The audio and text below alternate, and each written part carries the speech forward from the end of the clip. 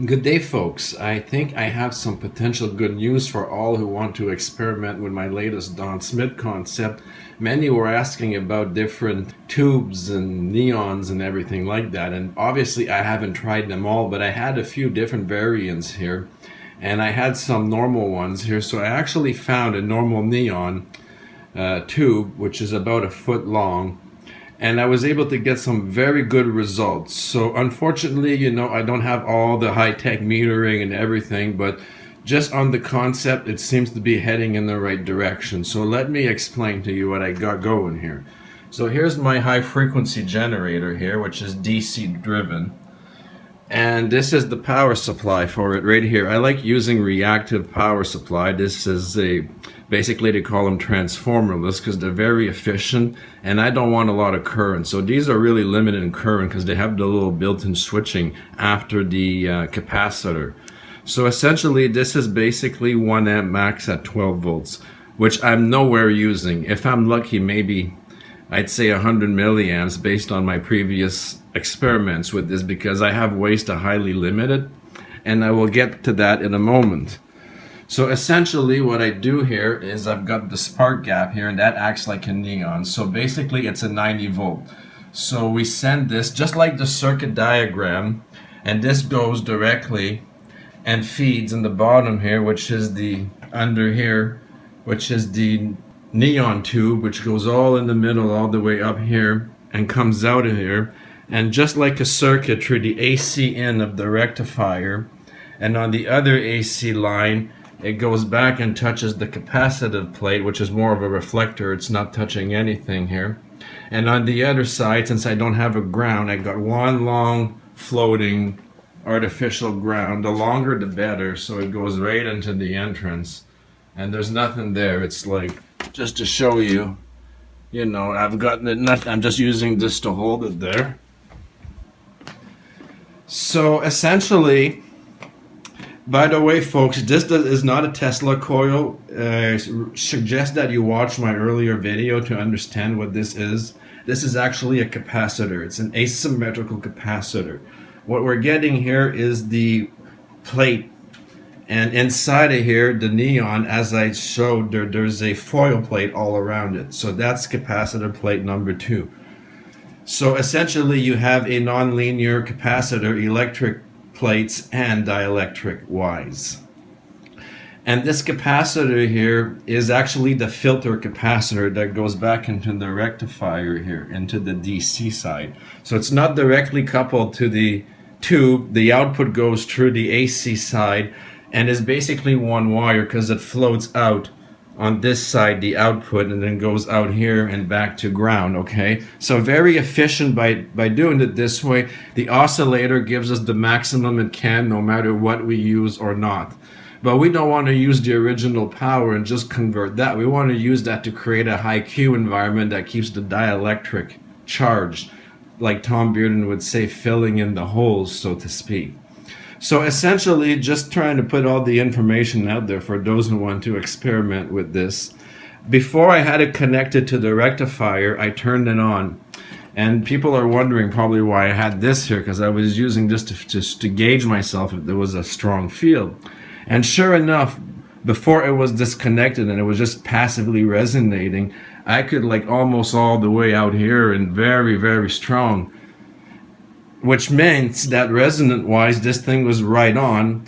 But the bad part was by having all that energy being radiating far, it was way away it was exceeding the reactive high Q zone, obviously. So much of the energy was being wasted as traditional RF, in other words. So that's not what we wanted to do. So essentially, when the magic happened, when I connected this nonlinear capacitor into the DC filtering of the rectifier full bridge here, and that, of course, there's a trifunction here. There's resonant enforcement, which keeps the dielectric charge, and there's all of this winding here, which is also part of the it's high Q but broadband high Q thanks to the cone design, and it's also your HF filter choke coil at the same time to help reduce those ripples and give you a semi-quasi DC output. So essentially we are open looping the rectifier capacitor by keeping its dielectric highly energized with the reactive high Q field. So we're not using the high Q reactive power and trying to convert it to something else which never works. Instead, we're using it to trigger a resonant condition to fill the dielectric holes, which keeps a very consistent, strong, powerful DC here. So essentially what I've noticed, which I was very, very amazed with all of this setup here, is once I did that and turned it on again, and I'll show you in a moment, and I went all around here, even very close, all of a sudden the lamp, the fluorescent tube wasn't lighting up no more, but everything was still working fine, which led me to believe now the energy was being routed properly. The reactive zone got much tighter now, so we had the confined strong field we're looking for just for the effect, and the capacitor was doing its thing and filtering out all that high frequency. So essentially what I was getting at is I tried to then take basically a neon here and look for, you know, arcs all around. Usually that high frequency stuff we have a hard time isolating. And on the other side of the rectifier here, like where the capacitor would charge, there was no more arcing, but there's still some over here. So again, it's just to demonstrate that the filtering is very efficient. So something else I noticed that was very interesting, which I've never had this effect for such a simplified setup before, is this microwave capacitor. Just I wanted to see how fast it would charge to the output of the DC side. So it charges essentially instantly as soon as you turn on to over 400 volts. And when I dumped that, man, I had an array of a 12 volt LED lamp, and when it started dumping it, I could hear every LED paff, paff, paff, paff, paff, every cycle one by one, and all going black. So this thing was really putting out for what we're putting in. And what's remarkable is it doesn't matter if you short this side or whatever, nothing changes here, because again, it's completely decoupled. It's all open concept here. There's no closed loop, which is very what we want to do here. So essentially, I said, holy my goodness, so I'm going to show you this. So it's 0.00 now, because I got the meter on the capacitor on the DC side, and I'm going to turn it on in a moment to show you folks. So again, very nice that this uses very little current. So we plug it in, but look instantly. Look at that, 426 already. And when you short that, it's paff, paff, paff, paff. Look what's going on here. Our spark gap is doing the job, limiting the input of the neon at 100 volts. And look what's happening over here. Really cool stuff, isn't it? And that's all it is. So then I said, you know what? If it's working that well, how fast is going to charge a battery? But knowing there's this much voltage, which is very interesting. Fun fact, right? We're limiting the input at 90 volts here. It's an open system. And this is not a Tesla coil. There's no primary here. And what are we getting over here? 422 volts. How could that happen, right? With no step-up mechanism. Because we're using the resonance effect of the coil capacitor to boost it. And it's interacting directly with the air dielectric. That's the secret, being part of the rectifying filter's capacitor. So now instead of doing nonsense with this voltage, I wanted to see how quick it'll charge a dead battery. So I'm going to shut this off real quick. And let's measure the dead battery here. Right, I just had to break and get the meter ready, so I've connected to everything. So I have it reversed there, so don't mind that. I was just trying to get them connected. So 3.99 roughly, close to what I screwed around with it there, and it was dead. So what I was saying here is, looking at this, another thing I want to say, there's all this current coming in, but look how small these wires is, tiny, tiny. And if you short them out, it's just a little spark, very similar to Bedini's Chromely converter technology, yet charges big capacitors real quick, batteries and everything. So here I've got some Zener diodes, because what was happening is I needed to clamp it down, because obviously 400 and some volts is too hot to go in here. So that does a good job at still delivering the battery with that current, and I had really little ones, so I had to put a bunch of them. This gives me about 3 watts of capacity here, of tolerance. It's off right now, so I wanted to show you when it turns on how fast this is going to charge the battery. So we're at 404 roughly, so we're going to turn it on now. So look how quick. That's a quick rise. When I ran Bedinis to try and charge this stuff, it would take all day, the little ones, like the fan motor ones. This is responding like right away. Very little tiny wires. And this is what I mean, I want to show you now. See the fluorescent tube?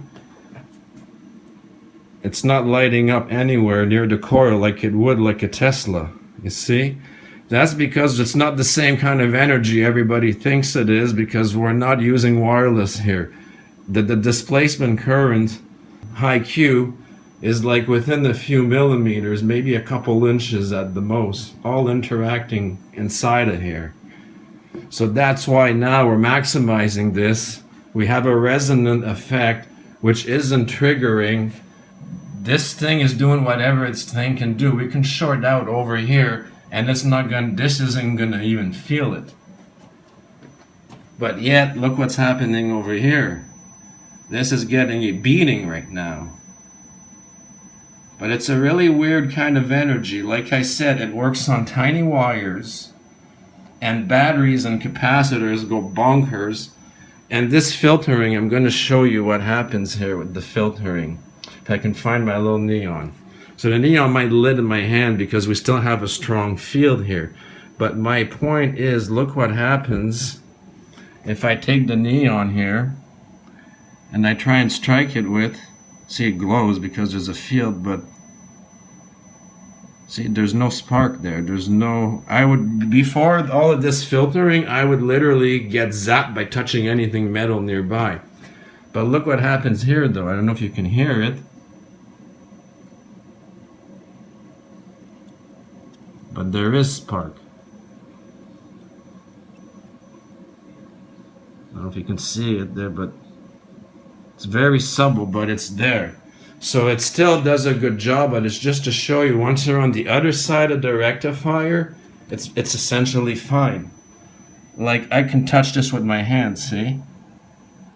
I actually felt something pretty big there, so. But yeah, never mind, don't touch that with your hand. But what happens here is, well, the Zener limits it, so I got it at 12 volts.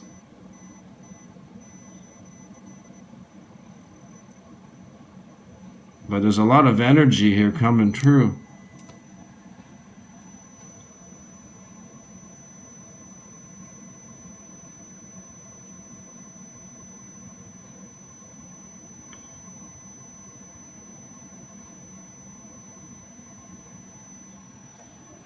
So we're still running this, and what's nice is I can basically touch this. It's really, really cool. Because I'm not, what would happen is if we were to take the high voltage and loop it back through the ground like they usually do and spark gap it, this is when the oscillator works very, very strong because we're loading it down.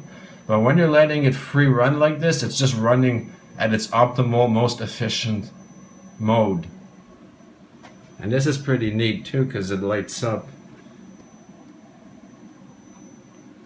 I'm going to zoom out a little, show you the whole setup. Turn off the light to see what happens. See, that's pretty neat with the light off. You really see the trigger gap here, which is limited at 90. But like I showed you with the high voltage capacitor, the microwave capacitor over here, it jumped to over 400 really, really quick. Like as soon as I turned it on. And you dump it and it's there, and you short it and you short it. I could even short these two ends here and it doesn't do anything here. It's like completely, whatever comes out of this rectifier is completely decoupled from our trigger here. Because I said it before, we're not trying to take the energy natively from here. We want a high Q reactive effect which keeps our dielectric capacitor filled. and it's got the filtering and the resonance. It's a usage capacitor. And even if it's just, you know, like 20 pf at high frequency, that's plenty. So see how it's going, 4.89, 4.9. So we went up almost 1 volt just in a few minutes.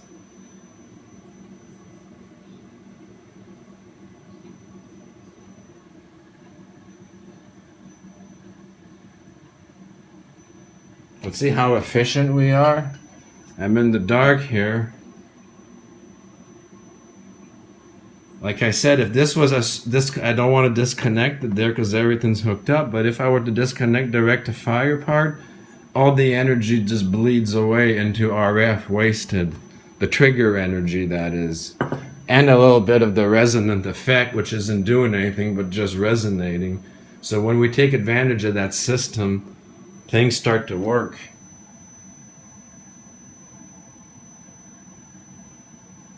And sometimes I still don't understand how I get shocked so hard on a little tiny wire like that.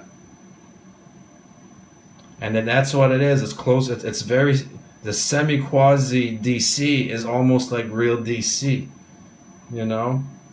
It doesn't give you those big sparks you get even though the voltage is there. Look at that, already at 501. This is a quick charge for a battery that's non-rechargeable. So again, people are asking me to show them, you know, the X-ray tubes and the microwave tubes and all that. And of course, as some people say too, there's a safety issue here, and at some point I don't want to be the one responsible if people start replicating this stuff without understanding, you know. So instead, for transparency, of course, that's one of the big reasons why I still want to release the information. So it's up to you. You can experiment with the more novel kind of plasma tubes and whatnot, but of course at your own risk, and understand it doesn't matter the frequency. When you start having 60 watts or so of energy, you know, you got to start protecting things and yourself and whatever, you know, stay a few feet away, have some shielding depending on the frequency, you know. Experimenting is one thing, but you know, be careful. And it can get really serious too, so I don't want to be responsible for any of that. So this is on a much smaller scale. It seems to be very promising, as you see here, just passively observing, very well based on the last schematic. And there we are, we're already at 5.13. So this thing is actually charging much more efficient and faster than my little Bedini fan motor that I've literally used the same power supply to drive with. So this is very efficient. So I'm sure if you folks replicate something like this, similar, using various tubes, you will get, I'm sure you will be quite satisfied if you understand how I'm hooking everything up and what everything does. Again, I'm sorry I lack the professional university grade lab equipment to tell you precisely what the in is, what the out is, and what not. But I just use common sense, you know, how fast I saw that capacitor go, how it hurts when I shock myself with it personally, how fast it's charging this dead 9-volt battery and compared to when I did it with Bedini devices, you know. And based on my experience, and I'm sure all of your experience, you can see that there's something here. So I'll leave it at that. I just wanted to motivate everyone here because they were asking, you know, what kind of tubes, what kind of plasma lamps. So these are very, I don't know what part number this one is. It was just an old neon lamp I had laying around, literally. But there's nothing special, it's just,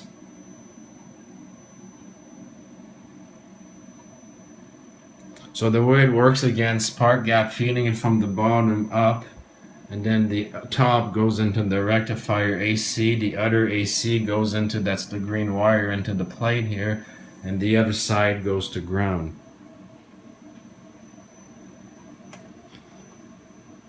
So of course I don't right now, it's just because I can't have a real earth ground, but you know, this works almost as good. this thing. It's not even heating up.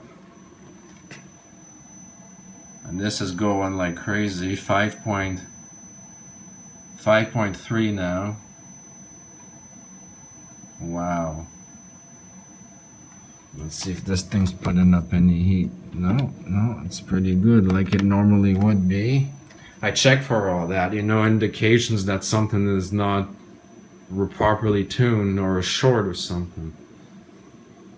So no burn smell, and look how tiny these wires are.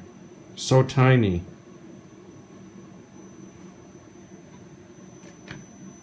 I get big shocks and everything. And the battery's doing something very real with it. So what I'm going to do is, after a moment there, I'm going to turn it off and we'll see if the battery stays, if it's not just an illusion. Some people will say, oh, the high frequency is messing around with your meter. It's all bonkers. Can't trust. So we're going to wait a few more minutes, let it build up a little bit. It's really fast.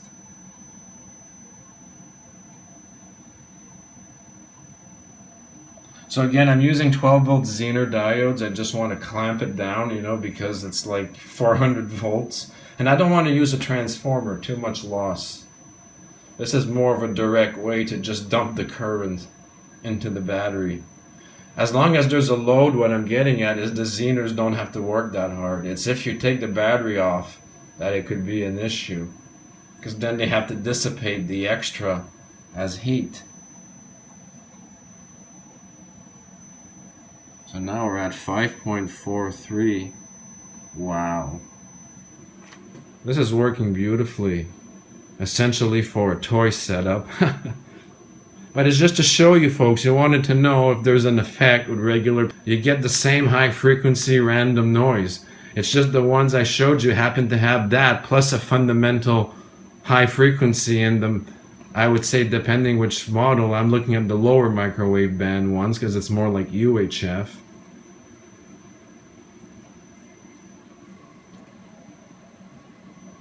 Well, this is great. And I guess essentially solid state too. 5.47, wow. We're getting there. Yeah, I really like this. All these concepts are like awesome. And I enjoy showing it to all of you folks. Because there's always people saying, oh no, can't happen, can't work. Well, there it is. Oh my goodness. Like I said, this would take all day with my Bedini. So to end this, what I'm going to do now is I'm going to look at the voltage. I know it's going to drop a little bit, but if it stabilizes, so I'm going to unplug it now. But before I do that, I should turn on the lights here. I'm going to turn on the lights. So I'm going to now unplug it. So we'll see what happens to the battery. Can it retain its charge? Hey, look at that. 5.37 now. It's off. The battery's gonna lower, and it should, if it's responding, it'll plateau. It shouldn't go back down to 4.0 is what I'm getting at. Just keep looking at it a bit. So far so good.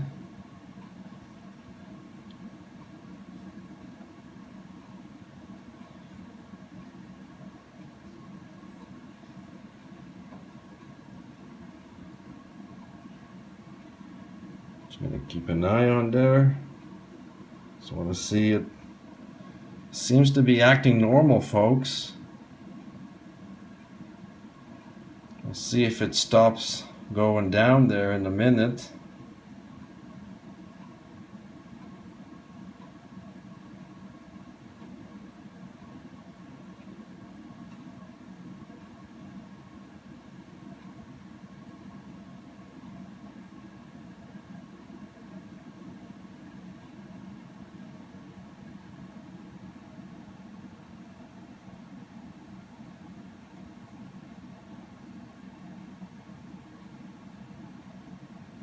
Hmm.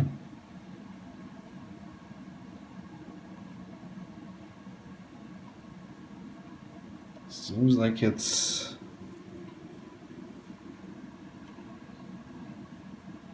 wants to hold. I mean, this is normal that it drops like that there, especially after. But remember, it was like 4.0 when we started.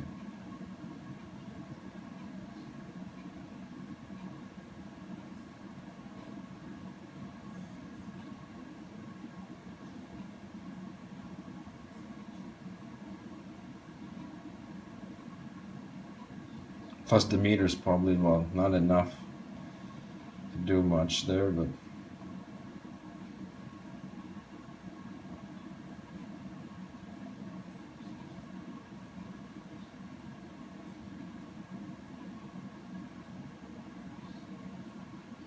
I think it's slowing down there to drop. Might be stabilizing. Because we were really driving that at chaotic.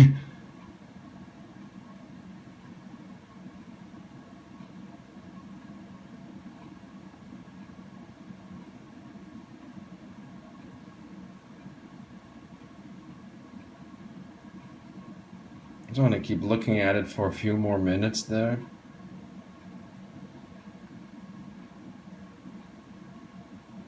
But I think you get the drift, folks. I mean, very efficient.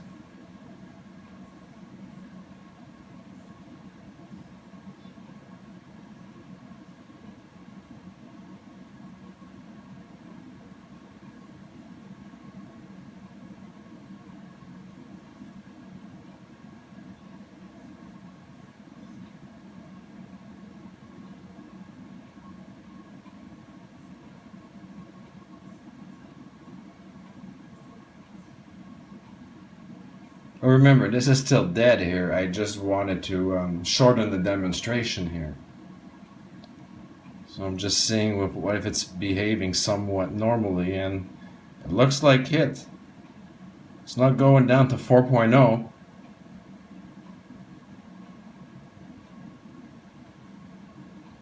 Yeah, that's pretty stable. I'm gonna be happy with that. Yeah.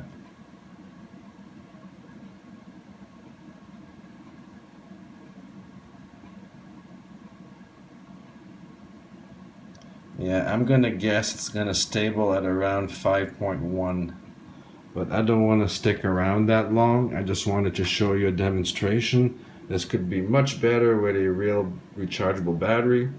Obviously with a capacitor, you already saw that, so you can't say I was BSing you all. That was the first demonstration I showed you. So yeah, alright folks, I hope you enjoy. And again, if there's questions about the hookups and all that, the PDF file is there and it has all that information. And with that said, have all a great day and thank you for watching.